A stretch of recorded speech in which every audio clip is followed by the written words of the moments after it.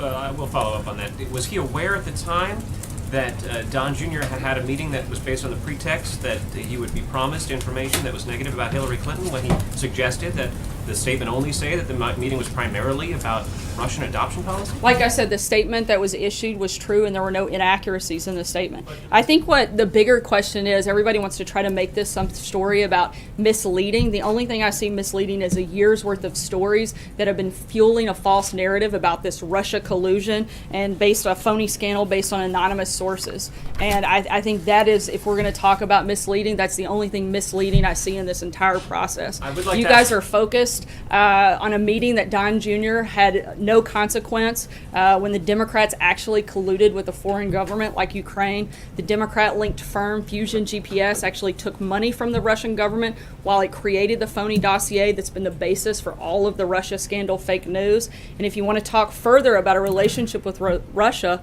look no further than the Clintons, as we've said time and time again. Bill Clinton was paid $500,000 to give a speech to a Russian bank and was personally thanked by Putin for it. Hillary Clinton allowed 1/5 of America's uranium to reserve to be sold to a Russian firm whose investors were Clinton Foundation donors, and the Clinton campaign chairman's brother lobbied against sanctions on Russia's largest bank and failed to report it. If you guys want to talk about having relations, which you seem obsessed with doing, look no further than there. If you want to talk about somebody who's actually been tough on Russia, look at President Trump. He wants more fracking, more coal, more energy, a stronger military, a stronger defense. Those things aren't good for Russia. I think the distinctions are very clear, and you guys want to create a narrative that just doesn't exist. Hey